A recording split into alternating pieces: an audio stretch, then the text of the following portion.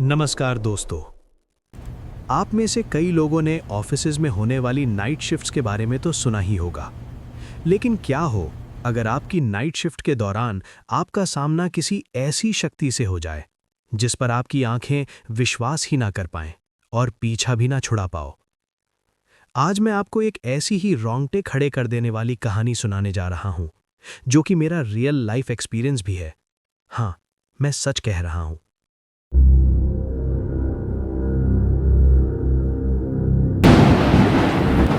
मुझे एक media networking company में जॉब ऑफर मिला था। मैं खुश था और मैंने जल्दी ही ज्वाइन भी कर लिया था। हमारे डिपार्टमेंट में डे के साथ साथ नाइट शिफ्ट्स भी हुआ करती थीं। शुरू में काम सीखने के लिए मुझे डे में ही रखा गया, लेकिन कुछ हफ्तों बाद मुझे भी नाइट शिफ्ट अलॉट कर दी गई।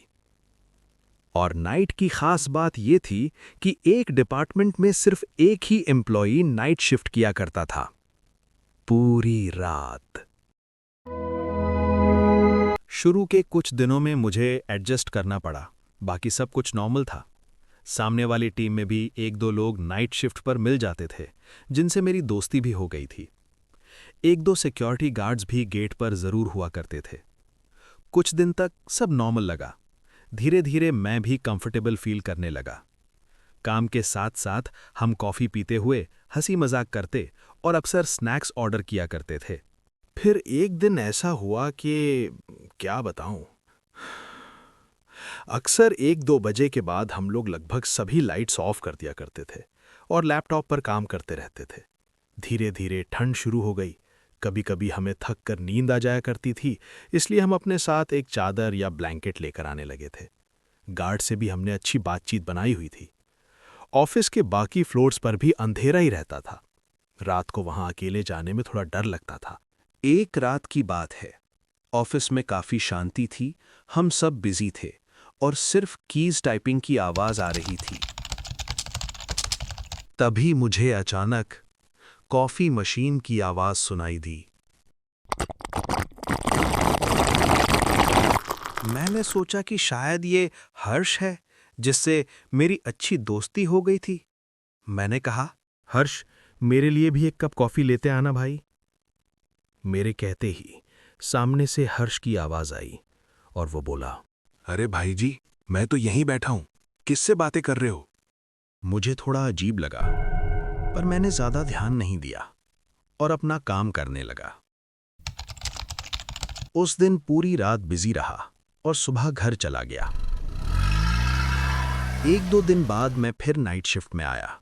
उस दिन पूरे ऑफिस में मेरे अलावा 1-2 लोग ही और थे, गार्ड, हर्ष और मैं। हर बार की तरह इस बार भी हमने 1-2 बजे तक लाइट्स ऑफ कर दी थीं और थोड़ी बहुत बातें करने के बाद हम अपना काम करने लगे। बीच में मैं एक बार वॉशरूम में गया। वॉशरूम बिल्कुल खाली था, पर वहां जो मैंने सुना उससे मेरे रोंगटे खड़े हो गए। वॉशरूम के एक टॉयलेट कंपार्टमेंट में फ्लश की आवाज आई। कंपार्टमेंट अंदर से लॉक्ड था, लेकिन तब मैं बाहर आ गया और अपनी सीट पर वापस चला गया।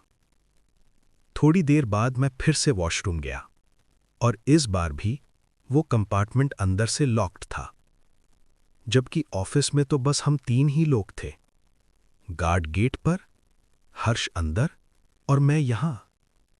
तो फिर टॉयलेट के अंदर कौन था? और वो दरवाजा इतनी देर से बंद क्यों था? मैंने बहाने से हल्की आवाज में गेट खटखटाया और पूछा, क्या अंदर पानी आ रहा है भाई? कोई है तो जवाब दो। अंदर से कोई आवाज नहीं आई। मैं थोड़ा सोच में पड़ गया कि आखिर ये सब चल क्या रहा है। मैंने वापस जाकर हर्ष से पूछा कि क्या उसने भी ऐसा कुछ नोटिस किया, लेकिन काम में बिजी होने की वजह से उसने मेरी बात पर ज्यादा ध्यान नहीं दिया।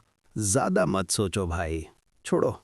गार्ड या फिर कोई एम्प्लॉय होगा जिसके बारे में हमें पता नहीं। मैंने भी बात को जाने दिया।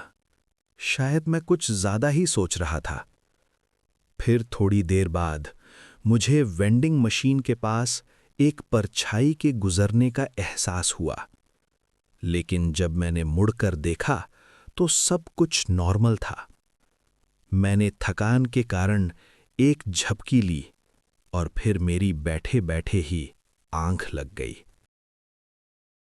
थोड़ी देर बाद मैं कॉफी मशीन की आवाज से अचानक जाग गया।